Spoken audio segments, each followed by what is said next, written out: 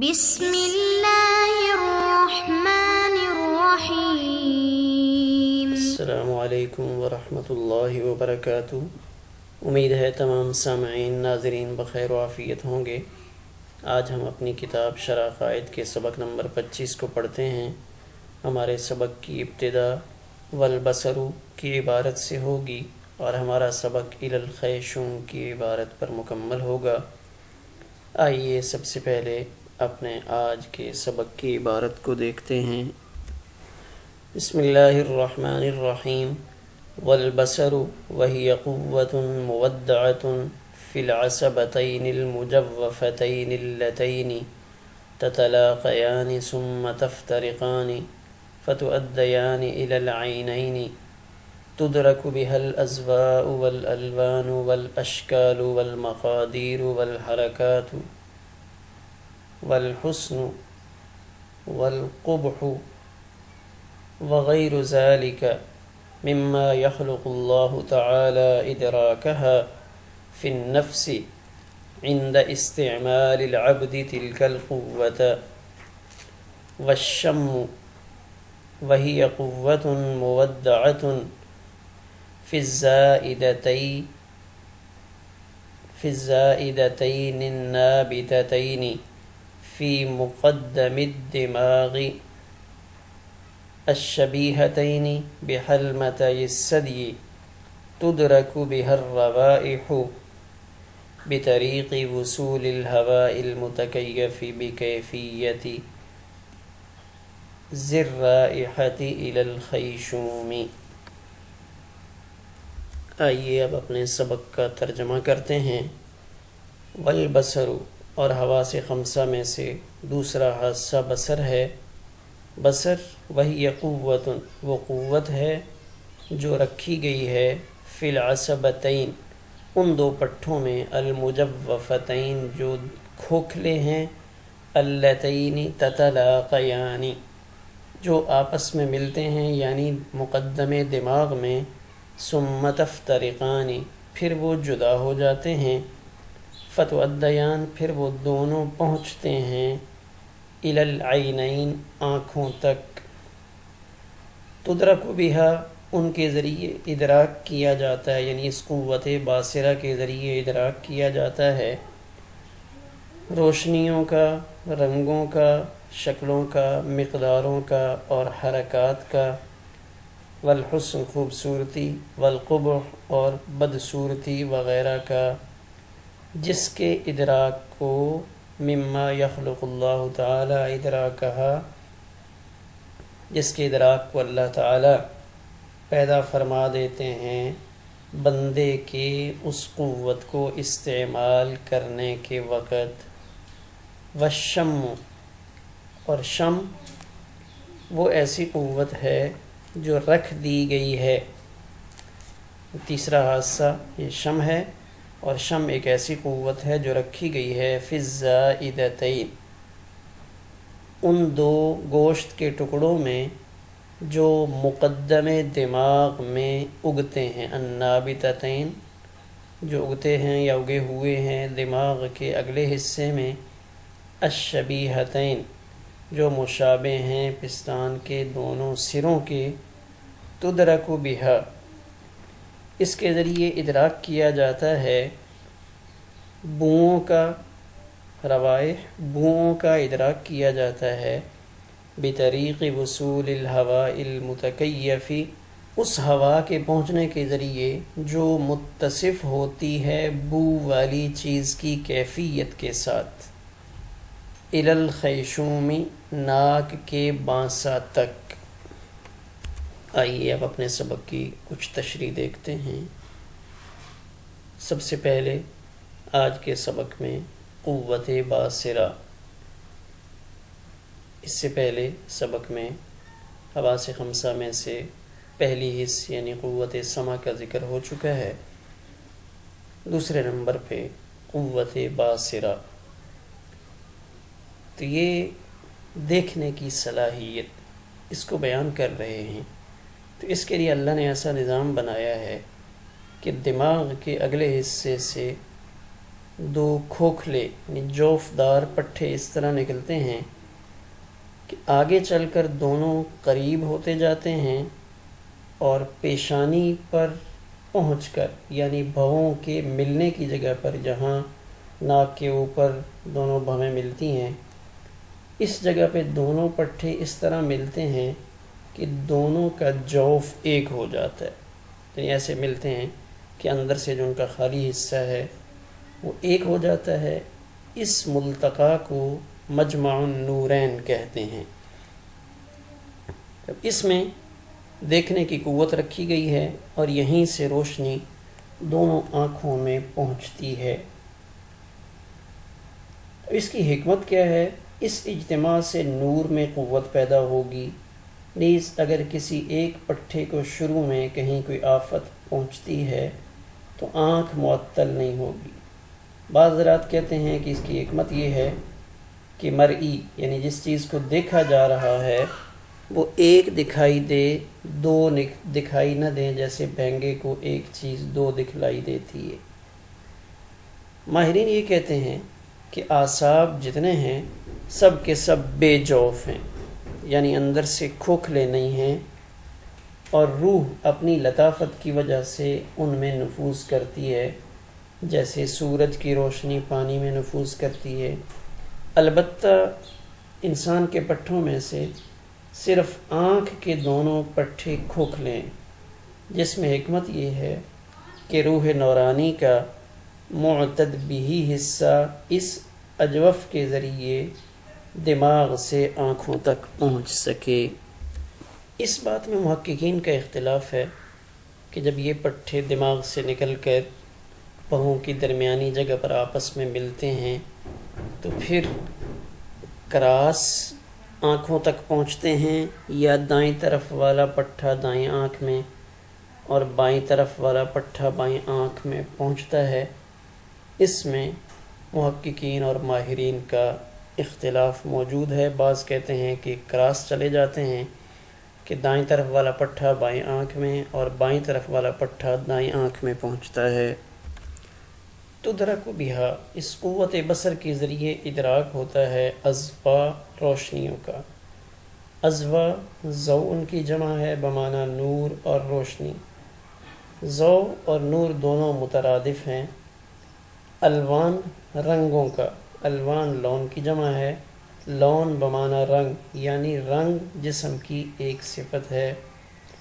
مبصرات میں سے ان دونوں کو اس لیے مقدم کیا ہے کہ اولاً و بالذات انہی دونوں چیزوں کو دیکھا جاتا ہے، یعنی پہلے روشنی ہوتی ہے پھر رنگ ہوتا ہے، اس کے بعد دوسری چیزیں بالعرض دکھلائی دیتی ہیں۔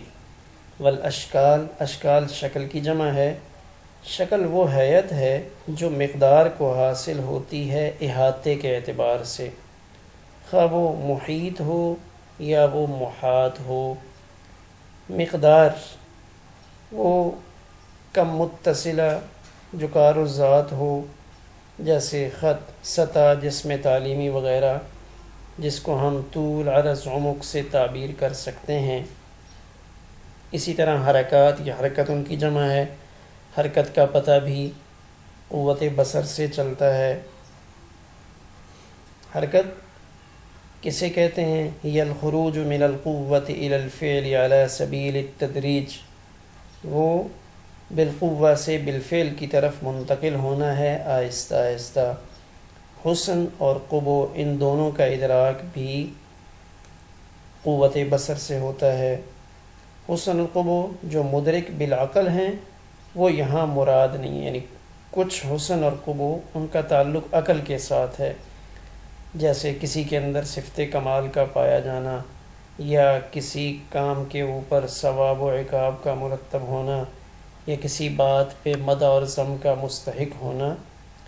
یہ وہ چیزیں ہیں جن کو آنکھ سے نہیں دیکھا جا سکتا، ان کا تعلق عقل کے ساتھ ہے کہ اس نے اچھا کام کیا ہے اس کو انعام ملنا چاہیے، اس نے برا کام کیا ہے اس کو سزا ہونی چاہیے۔ تو حسن اور قبو سے مراد یہاں وہ نہیں ہے جس کا مدرک عقل ہے، بلکہ یہاں حسن و قبو سے مراد خلقت کا تناسب اور عدم تناسب ہے۔ یعنی شکل کا جب لون سے ملاپ ہوتا ہے تو اس سے ایک کیفیت پیدا ہوتی ہے جس کو خلقت سے تعبیر کرتے ہیں، تو اس خلقت کا اعتدال و تناسب حسن ہوتا ہے، اور عدم تناسب اور اعتدال یہ قبح کہلاتا ہے۔ اسی حسن اور قبح کا مشاہدہ وہ آنکھ سے ہوتا ہے۔ معنوی حسن اور قبح کا مشاہدہ آنکھ سے نہیں ہوتا، بلکہ اس میں عقل اپنا کام کرتی ہے۔ مقدار کی دو انواع ہیں، متصلہ اور منفصلہ۔ متصلہ وہ ہوتی ہے جس میں حجم دیکھا جاتا ہے، جیسے کسی چیز کا بڑا ہونا یا چھوٹا ہونا، اور جو منفصلہ ہے اس کو ہم اعداد سے تعبیر کرتے ہیں، جیسے 5 یا 10 وغیرہ، یہ مقادیر منفصلہ کہلاتی ہیں۔ حرکت کی ویسے تو بہت تفصیل ہے، لیکن یہاں یعنی متکلمین کے ہاں حرکت سے مراد حصول الجسم فی مکان بعد حصولہ فی مکان آخر، ایک جسم کا پایا جانا ایک جگہ حاصل ہونے کے بعد پھر دوسری جگہ پہ، کہ ایک چیز پہلے ایک جگہ پہ موجود تھی، تھوڑی دیر کے بعد وہ دوسری جگہ پہنچ گئی ہے یا دوسری جگہ پائی گئی ہے، تو اس کو حرکت سے تعبیر کرتے ہیں۔ حسن و جمال میں کیا فرق ہے؟ تو جمال کہتے ہیں نفس الامری خوبصورتی کو، یعنی نفس الامر میں حقیقت میں وہ چیز خوبصورت ہو، خواہ وہ کسی کو اچھی لگے یا نہ لگے، اس کو جمال کہتے ہیں۔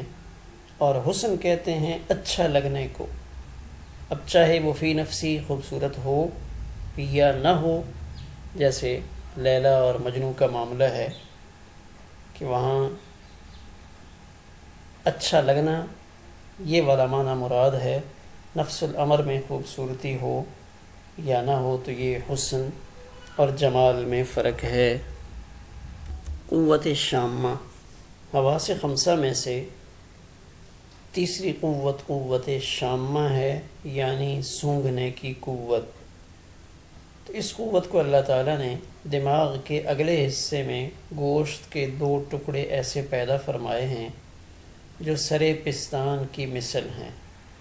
جب مشمومات سے ہوا متکیف ہوتی ہے، یعنی ایسی چیزیں جن کے اندر بو یا بدبو، یعنی خوشبو یا بدبو پائی جاتی ہے، پھر وہ ہوا ان سے متکیف ہو کر ناک کے بانسا سے ٹکراتی ہے، تو اب وہ ناک کے بانسا سے وہ چیز جب اوپر جاتی ہے اور وہ ان پٹھوں تک پہنچتی ہے، گوشت کے ان 2 ٹکڑوں تک پہنچتی ہے، تو اب اللہ تعالیٰ بوؤں کا خلق پیدا فرما دیتے ہیں۔